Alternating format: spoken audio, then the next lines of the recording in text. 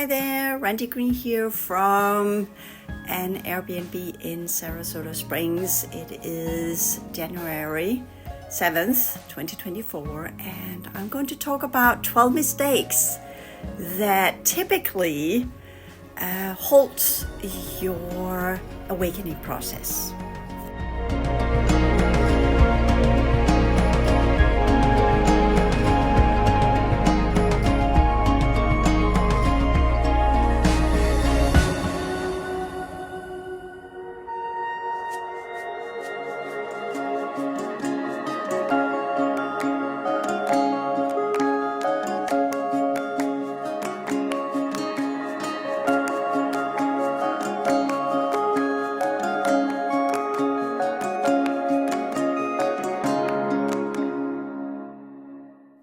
So, mistake number one is doubt. Oh, the good old doubt, right? Well, probably a little bit more for females than males, but we have doubt when we begin our work. Is this the right approach? Am I doing it correctly? Am I fantasizing? Or am I good enough to do this? How can I do this? All of these good questions that instigates doubt. And once you begin to doubt, you kind of fizzle out from what we could call a high vibrational state into a very limbic neural network processes and patterns that are typically connected with prior experiences of you instigating something that would actually somehow, somewhere, perhaps lead you into becoming more than you. Okay. Number two, over-eagerness to reach results. This is a process of patience. This is not something you just do 5 minutes per day and then you get there. But you typically, as so did I, have these ideas of, oh, I can do this. And then you have this, oh, I just need to do this and this and this and this. And then you make a lot of plans and then you make a lot of systems. And then you sit down, especially in meditation or when you do your inner work. I explained a little bit about that in my HAL Academy material. And you are then over-eagerly trying to reach a result instead of just letting the process flow. So, number three, misconceptions. What are misconceptions? Well, for short, it's kind of when we look into say, what is the work? What are our ideas about the work? And what do we expect from the work? What have we heard from others? What have we perhaps studied? What have we looked up on YouTube or on Google or wherever, whichever way that you're looking up your material? And then you have kind of formed some ideas of what it means to do inner work. And they can actually, in many ways, block you from achieving your specific way of awakening. Because the awakening process is not the same. It's not one fit for all. It's not a cookie cutter way of doing things. There's not one recipe. There are just as many recipes for the awakening process as there are humans. So you need to find your specific awakening process and what that implies and what that means to you. And with that, number four, unrealistic expectations to the inner work and the awakening process.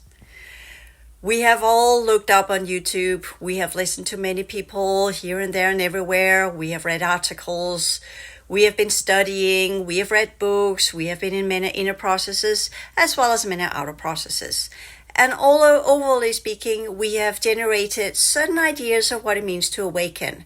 We have read the lists of the ascension process, and we are wondering why that's not happening to us. Or we're trying very hard to make certain symptoms, certain ways, and certain things to fit our expectations of what it means to truly awaken. But the awakening process is individualistically oriented. So that means that some of the things that are happening might not be what we count as proper awakening processes. Number five, not putting in enough effort in the work or hours per day. Hours per day? Oh yeah. It takes a lot of time to recalibrate your brain, to teach your neural network how to perceive and adjust and interpret inner information content that comes from other layers of your higher order energy system.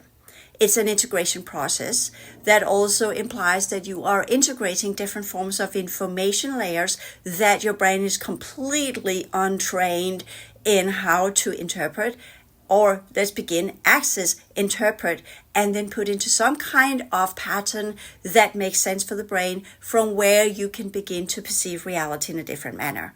So a lot of training, and that means a lot of hours per day in meditation, inner work, clearing work, self-healing work, self-scanning work, which leads us to number 6. Studying, right? We study and study and study and think the more we read, the more we will know and the more we will awaken. But studying material is not the same as the actual awakening process. That's a kind of preparation, so we have frames of references from where we can interpret our inner experiences. In many ways, it should be the other way around. We should just jump right into the meditation and inner work processes and then look up afterwards to see what have others said about their processes and how they have perceived their processes and what they have experienced. But still, we need to understand that that's their processes and not ours, because our process is ours and ours alone, so we can get hints and ideas, but the true understanding is ours to figure out. Number 7, trying to make a teaching system your specific teaching system, even though it's genetically, energetically, and systemically is not in alignment with your original holographic energetic architecture. And the more you try to make a teaching system from some could very be honorable teacher is not yours, the more disconnection and distortion you will create in your higher order energy system, or at least the bridge that will lead to the reconnecting to your higher order energy system. So the system has to be, the teaching system has to be in alignment with your genetic potentials and your original timeline and your original energy system. Mistake number 8, trying or avoiding to try to push further. Sometimes we push too far and then we get into trouble. Put it mildly, we end up in chaos and the distortion energies and are literally in many ways energetically drowning in our own distortions, or not pushing ourselves further enough where we just stay within our comfort zone.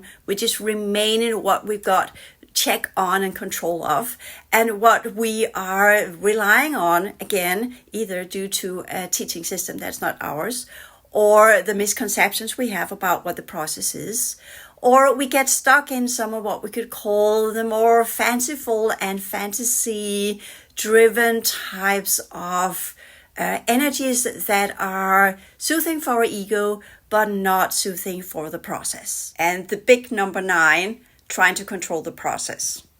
What is control? Well, we actually have very little of it. But sometimes we do wish that we do have more control of things than we actually have, or what we are capable of. So as well as with the awakening process, if we're trying to take control of it and saying, I know this, I know how to do this, I know what this is about, well, then we will get into trouble because we don't really know what the awakening process is.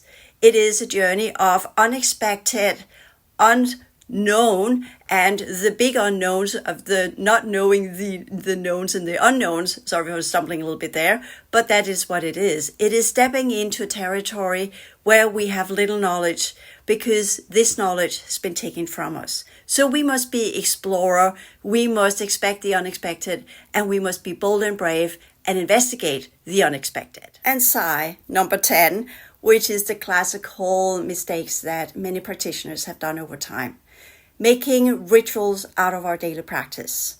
Instead of being the Indiana Jones that goes in every day with a fresh mind, fresh interpretation and fresh interpretation systems, as well as the willingness to explore whatever comes our way, we have a tendency to say, well, I am going to put 1 or 2 hours in per day as a minimum.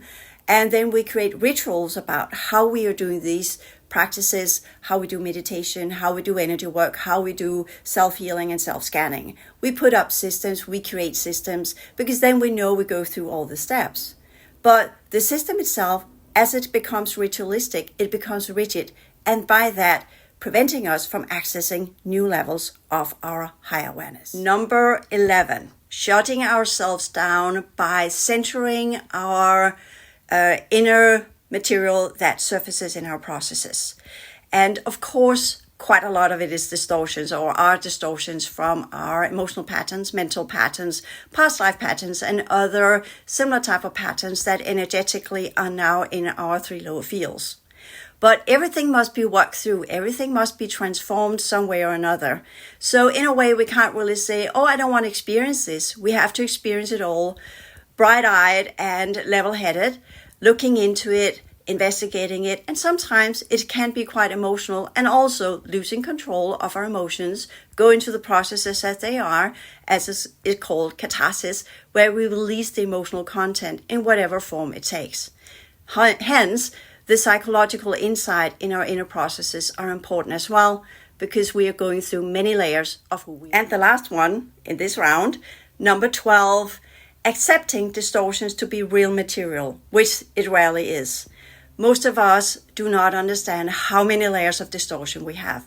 But let me say, if we have 15,000 years of being in oblivion, connected to a physical form that's not really ours, and have not exercised our higher order awareness, you can figure out yourself how many past lives you have, and how many choices you have made, and how much distortion, as in not being in alignment with your true holographic energetic architecture. And since it's been dormant and been using something else, well, you can figure out it's like driving a car with the wrong type of gas, or trying to achieve something with the wrongful type of tool, or whatever you will come up with of analogies. Altogether, creating distortion energetically in your low order fields, as well as distortion in your... So, thank you for listening into this little sum up of some of the classical mistakes that most do. There is so much more to be learned. And of course, this is where I push in the little... put your attention towards the HAL Academy, where I have made self-study material, YouTube videos, and other forms of ideas that will get you going in your awakening process. So the question is, are you ready for the awakening process that is tailored for you?